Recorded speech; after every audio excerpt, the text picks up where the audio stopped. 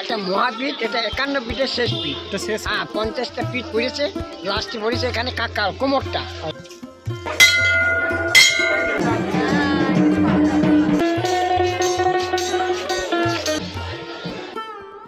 হ্যাঁ, নমস্কার বন্ধুরা, ফিরে এলাম পরবর্তী ব্লগে। বন্ধুরা, আপনারা আমার এই থাম্বনেইলটা দেখে আশা করি বুঝতেই পেরে গেছেন যে আজকে আমি কোথায় এসেছি।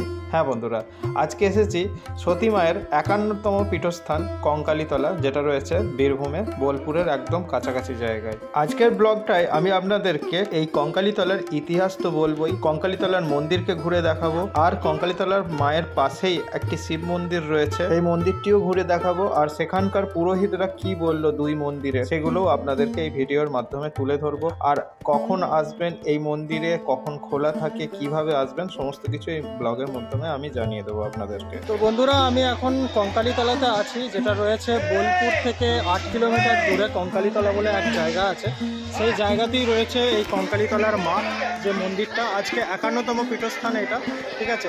মানে সতীর যে টোটাল 51টা খণ্ড পড়েছিল, তার মধ্যে লাস্ট খণ্ডটা এখানে এসে পড়েছিল। এই সেই মন্দির দেখতে পাচ্ছেন আপনারা। তো আপনাদেরকে পুরো মন্দিরটা আমি ঘুরিয়ে দেখাচ্ছি, চলুন।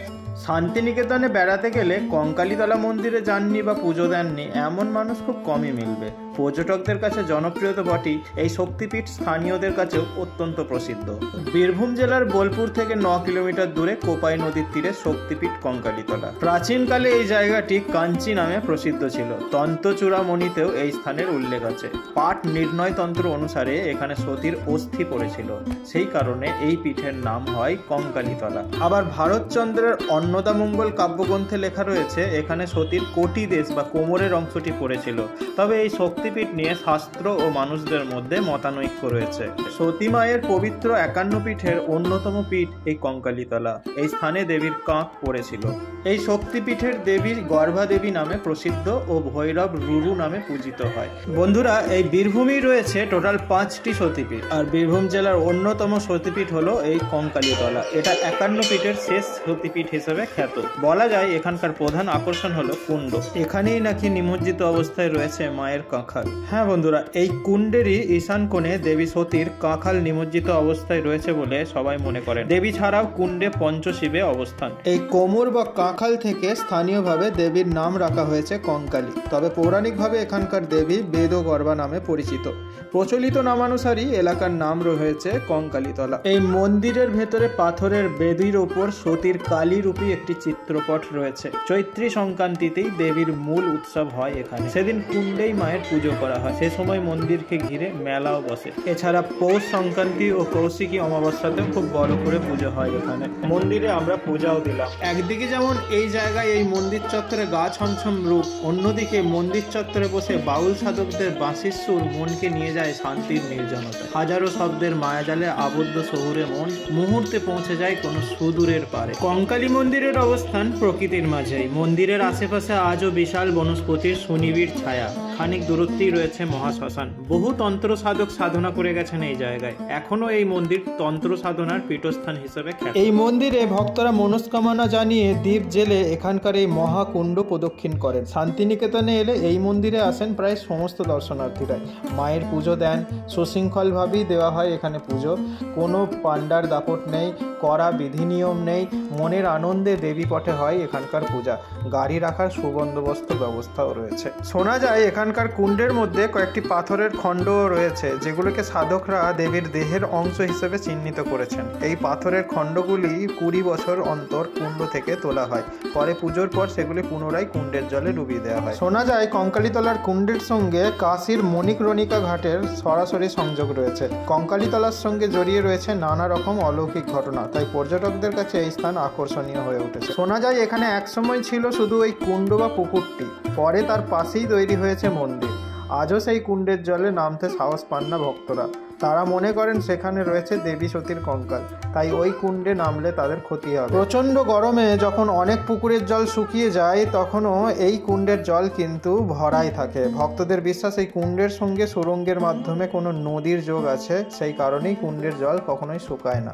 অবশ্য সেটা অস্বাভাবিকও কিছু না, কারণ মন্দিরের পাশ দিয়েই বয়ে গেছে কোপাই নদী, আর মন্দিরের ডান দিকে রয়েছে এই কুণ্ডটি, যেখানে দেবী সতীর কঙ্কাল খসে পড়েছিল বলেই বিশ্বাস এখানকার ভক্তদের। তাদের সেই বিশ্বাসকে মহাদেবকে মর্যাদা দিয়ে এই সতীপীঠের নাম হয়েছে কঙ্কালীতলা। 51 পীঠের সর্বশেষ পীঠ কঙ্কাল খসে পড়ার পরই মহাদেবের চৈতন্য ফিরেছিল। সে কথা মাথায় রেখে এই পীঠের নাম ভক্তদের অনেকের কাছে চৈতন্য পীঠ। পৌরাণিক কাহিনী তো আপনাদের সবারই জানা আছে, তাও মোটামুটি আমি একবার খোলসা করে বলেই দিই। পার্বতী যখন বাবার অমতে গিয়ে মহাদেবকে বিবাহ করেন, সেই সময় সতী পার্বতীর পিতা দক্ষ রাজা এই বিবাহ মেনে নিতে পারেননি। তার ফলে বাড়িতে একটি দক্ষ যজ্ঞের আয়োজন করেন মহাদেবকে অপমান করার জন্য। কেননা সেই দক্ষ যজ্ঞে সকলের নিমন্ত্রিত থাকলেও সতী পার্বতী ও মহাদেব নিমন্ত্রিত ছিলেন না।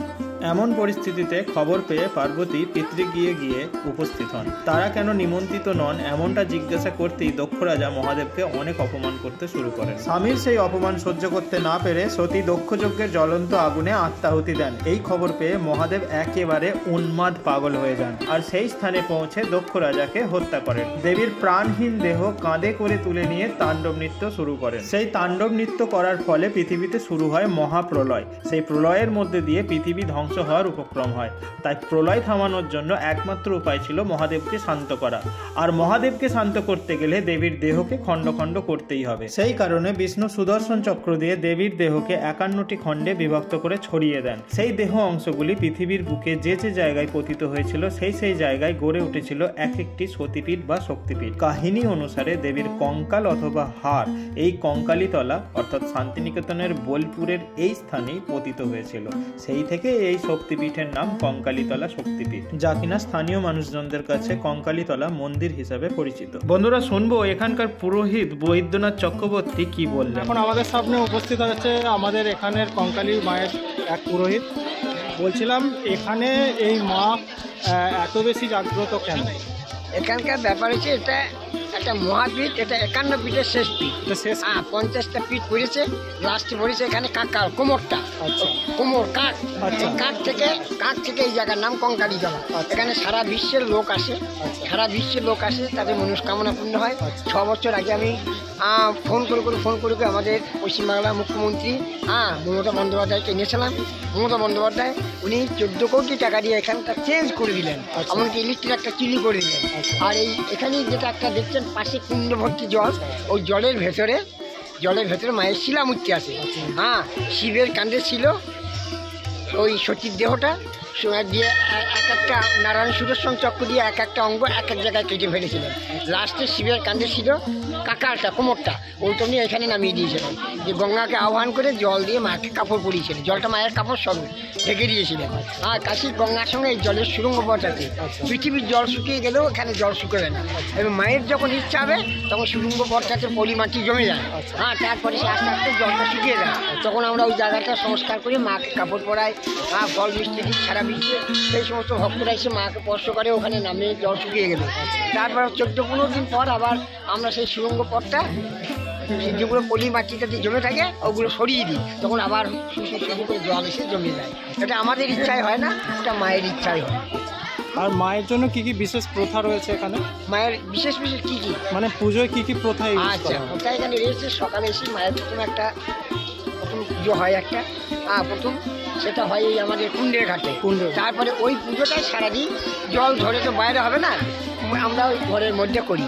আর দুপুরবেলায় মায়ের অন্নের ভোগ হয়, তারপরে ভোগ মন্দিরে হাজার হাজার লোক খায়, ওখানে 50 টাকা পার কুপন। আর দিওয়ালির সময় দীপান্বিতা পুজোর সময় কি কি প্রথা? বাবারি দীপান্বিতা সে বিশাল ভক্তের সমাগম হয়। প্রচুর ভক্ত আসে এখানে, এই মনস্কামনা পূর্ণ হয়। দারুণ ব্যাপার হয়, তখন সারা রাত যজ্ঞ হয় দিওয়ালির। সারা রাত যজ্ঞ হয়। যদি কিছু প্রশ্ন থাকে করুন। এখানে মনস্কামনা পূর্ণ হয়, সব আসে ভক্তরা। অসংখ্য ধন্যবাদ। আপনার নাম? আমার নাম বৈদ্যনাথ চক্রবর্তী। অসংখ্য ধন্যবাদ। মুখ্যমন্ত্রী এসে জায়গাটা আমাদের এই জায়গাটা চেঞ্জ করে দিলেন। মাননীয় আমার হাত ধরে ছবি করলেন, আমার ছবি আছে ওর বাড়িতে, ওর ছবি আমার বাড়িতে। তারপরেই 14 কোটি টাকা পঞ্চায়েতের মাধ্যমে কাজগুলো করালেন। এই দেখুন ওরা কি করে দিয়েছে, খুব ভালোবাসেন আমাকে। ধন্যবাদ।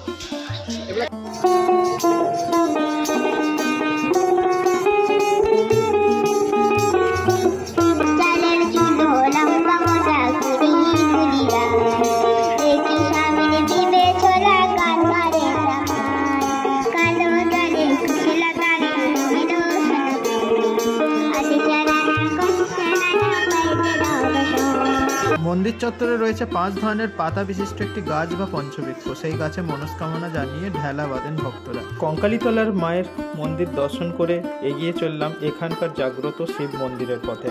আর শিব মন্দিরটাও আপনাদেরকে এবারে ঘুরিয়ে দেখাবো, চলুন দেখুন আপনারা। তো আমি এসে গেছি এখন শিব মন্দিরের আশেপাশে। ওই যে দেখতে পাচ্ছেন ওম লেখা আছে, স্বস্তিক চিহ্ন দেওয়া আছে, তো ওটাই হচ্ছে এখানে কঙ্কালীতলা মায়ের পাশেই একদম শিব মন্দিরটি। মন্দির চত্বরের পাশেই রয়েছে ছোট্ট ছোট্ট দোকান, যে দোকান থেকে আপনারা মন্দিরের ছবি, ঠাকুরের মূর্তি বা বিভিন্ন খেলনা, বাচ্চাদের আরও বিভিন্ন ধরনের কালেকশন আপনারা এখান থেকে পেয়ে যেতে পারেন। এখন আমি আছি এখানে কঙ্কালীতলার শিব মন্দিরে। দেখতে পাচ্ছেন এই যে এটা হচ্ছে সেই শিব মন্দিরটা। তো আপনাদেরকে আমি ঘুরিয়ে দেখাচ্ছি, চলুন দেখে নেব এখানকার এই শিব মন্দিরটা। আর এখানকার ব্রাহ্মণের মুখে আমরা কি জানলাম সেটাও আপনাদেরকে জানাবো। এই বাবার মন্দির কাঞ্চীশ্বর নামে পরিচিত। মন্দিরটা এখন খুব নতুনভাবে একটা আলাদা রূপে সেজে উঠেছে। একসময় এই মন্দির এইরকমভাবে কালারফুল ছিল না, তখন অন্যভাবে দেখে গিয়েছিলাম। আমি এর আগেও একবার কঙ্কালীতলায় এসেছিলাম, তখন অন্যভাবে দেখে গিয়েছিলাম। এখন মন্দিরকে সুসজ্জিতভাবে নতুনভাবে সাজানো হয়েছে, তো খুব সুন্দর লাগছে, আপনারাও দেখতে পাচ্ছেন এটা। এবারে আমি আপনাদেরকে ওখানকার যে পুরোহিত ছিলেন, তো ওনার মুখে কিছু কথা কাহিনী শোনাবো এই মন্দিরের ব্যাপারে, প্লাস কঙ্কালীতলার ব্যাপারে। আর এর পাশেই রয়েছে একটি বড় রথ, যে রথটা যখন রথযাত্রার উৎসব হয় সেই সময় বের করা হয়। বোলপুর থেকে লাভপুরগামী বাসে উঠে বসবেন, সেখান থেকে 8 থেকে 9 কিলোমিটার দূরে রয়েছে এই কঙ্কালীতলা মায়ের মন্দির আর এখানকার এই শিব মন্দির। জানবো এই শিব মন্দিরের পুরোহিতের কাছ থেকে কিছু কথা।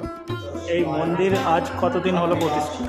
আজ কয়েক হাজার বছরে এই বাবার মন্দির কাঞ্চীশ্বর নামে পরিচিত। কাঞ্চীরাজ তদানীন্তনকালে এই রাজ অঞ্চলের রাজা ছিলেন। তিনি একে স্বপ্নাদেশে পেয়েছিলেন। মাকে সতীর দেহত্যাগের পর মাকে কুণ্ডুর জলে রেখে বাবা এখানে সদা শিব হিসেবে বসে গেছে। এখানে শেষ পিঠটা কাকালটা পড়েছে। ওই কুণ্ডুর জলে মা আছেন, বাবা এখানে স্বয়ম্ভূ হিসেবে বসে গেছেন। তখন কাঞ্চীরাজকে স্বপ্নাদেশ করেন যে আমি এখানে আছি, মা কুণ্ডুর জল আছে, আমার তোরা সেবা দিন, না দিলে কী হবে, তোকে নির্বংশ। তখন থেকে বাবার পূজা পুজো হয়েছে, মায়ের পূজা পুজো হয়েছে। এই হচ্ছে মায়ের বাবার বৃত্তান্ত। আর আর মা যখন থেকে ওই মন্দির তখন থেকেই মা বাবা। ধন্যবাদ আপনাকে। আপনার নাম? আমার নাম নিরুপম চক্রবর্তী। ওদিকে আছে প্রাণকৃষ্ণ চক্রবর্তী, এদিকে আছে তো শুনলেন তো, বোলপুরের কাছে তালতোর। এই তালতোরের জমিদারের এলাকার মধ্যেই অবস্থিত এই পীঠস্থান। সেজন্য তালতোরের জমিদার লোটনচন্দ্র এখানকার কাঞ্চীশ্বর শিবের মন্দিরটি তৈরি করে দেন। মন্দিরের প্রতিষ্ঠালিপি সে কথাই প্রমাণ দিচ্ছে বারে বার। তো এই হচ্ছে সেই কঙ্কালীতলা মন্দিরের মেন গেট। এই গেট দিয়ে আপনাদেরকে আসতে হবে, আর একটুখানি হাঁটা দিলেই পেয়ে যাবেন আপনারা ওই মন্দিরকে। তো বন্ধুরা, আমি আপনাদেরকে সমস্ত তথ্য দিয়ে আশা করি হেল্প করতে পেরেছি। এখানে আপনারা কিভাবে আসবেন সেটাও জানিয়েছি। তো এখানে আসতে গেলে আরেকবার বলে দিই, আপনারা বোলপুর যদি আসছেন, বোলপুর থেকে লাভপুরগামী যে বাসগুলো যায়, সেই লাভপুরগামী বাসে আপনারা উঠে বসুন। আর তারপরে 8 কিলোমিটার আপনার এখানে আসতে লাগে। বোলপুর থেকে মাত্র 15 কিলোমিটার মধ্যেই আপনারা পৌঁছে যাবেন এই কঙ্কালীতলা মন্দিরে।